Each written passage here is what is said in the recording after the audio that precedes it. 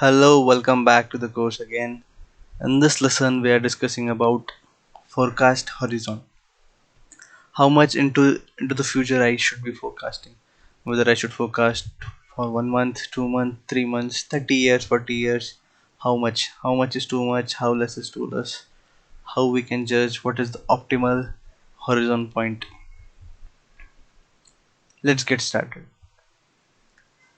The very and the most important point when you're deciding the forecast horizon or forecast period, you need to understand where your forecast is used, how your supply chain is planning to use your forecast.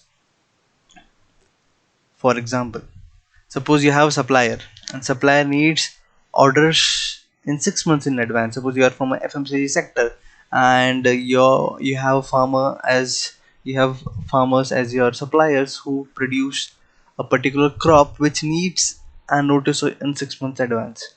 So in that case, you need to forecast for 6 months horizon, right? Now, similarly, if you're trying to calculate what should be your forecast period, whether you should forecast on weekly bucket, monthly bucket, quarterly bucket, or yearly bucket, and that also you need to apply the same logic.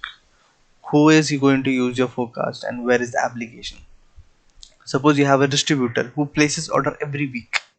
So it doesn't make sense for you to forecast on monthly level, even though the whole majorly uh, the complete or majority of the industry is forecasting on monthly level, but your distributor or your major distributor they are placing order on weekly level.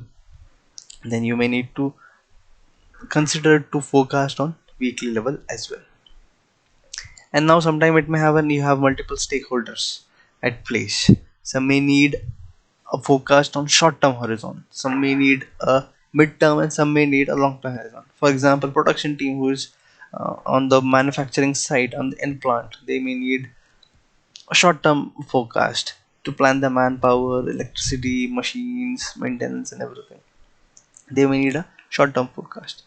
Supply planning team who are planning for the raw materials, sub-assembly parts, they need to uh, send their plans or forecast to their vendors, suppliers. Then we have capacity planning team who is planning to install a plant or install a new manufacturing site in certain geographical location. So they may look for that in 12 to 36 months in advance. So in such cases you need to have forecast on different horizons for all the stakeholders. So this would be a very interesting case to have multiple forecasts. So again, I'm repeating my point, repeating myself here, reiterating. Don't follow the general trend which is followed in the industry to forecast on monthly level for a year ahead or two.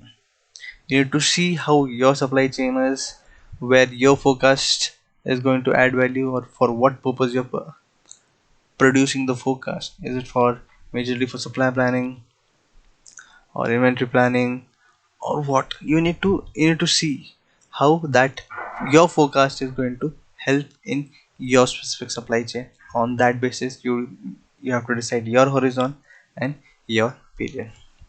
So that's it for this lesson. See you guys soon.